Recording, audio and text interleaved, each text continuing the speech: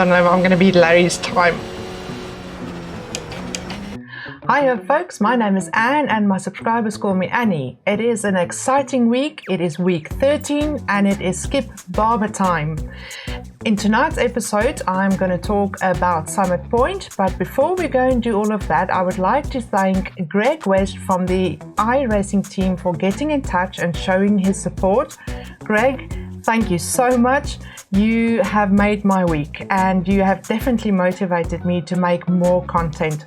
So guys, if you've got any ideas for content, please comment below and let me know what you would like to see maybe. So in tonight's episode, we are going to go on a scenic tour of Summit Point, and later on I'm going to give you my first impressions of the Skippy. So let's go to Summit Point. Okay folks, so let's go and have a scenic tour of Summit Point. Now in the Skippy I've opted for the no clutch assistant, so if I stall the car or skip a gear, yeah, please forgive me. So let's go and have a look at Summit Point. Now Summit Point is a 10-turn track. It's 2 miles or 3.2 kilometers long. This stretch is 880 meters or 2,900 feet, and the finish line is more or less in the middle, and it's situated in Jefferson County in West Virginia. Now this is turn 1, which is called the loop, and immediately after it it's turn 2, which I don't get because in my mind it's one turn. Okay, the next turn is turn 3, which is called Wagon Bend. And this is where the Mazda and I used to have loads of fun. Spinning out, making crashes, and yeah. Okay, now the next turn, the chute, is where I'm trying to align the Skippy with the white line so that I can actually brake and not spin out, ready for the F. Gardner turn, which takes me into the carousel, and turn 7 and 8. And my approach on this is slow in, fast out,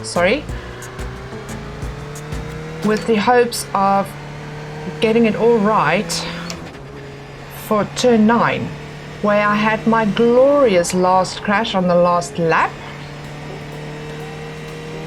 And then finally leading up to turn 10, Paddock Bend. And I'm using the pit lane entrance as my mark where to hit the brakes.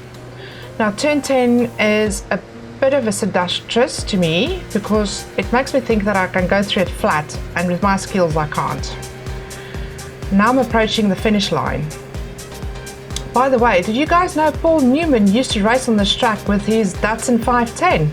I would have loved to see that. Okay folks, so earlier during the week I did a few laps around Summit Point in the Skippy, and my best lap time was a 1:24.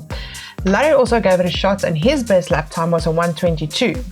And then I found out the best lap time for 2019 so far is a 1:19, and that was done by Enzo Conta, but I'm not too sure on what tire model that was done, so I really don't think we can compare it. I'm not too sure.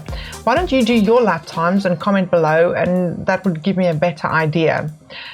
My overall feeling with the Skippy is I absolutely love it. The Mazda was a mess. I had no control over the Mazda. I felt I was making no progress whatsoever. Whereas in the Skippy, I'm feeling a little bit more confident. I feel I'm having a little bit more control over the car. I'm definitely getting more feedback from the wheel and the pedals. So the next season will definitely be the Skippy, I think. I'm happy with that. So what was your first experience? Did you also find that the Skippy was easier than Mazda? Let me know in the comments down below. If you've not done so already, please hit that subscribe button and follow us on Instagram and on Twitter at snailracing005. Thank you for watching. Happy racing!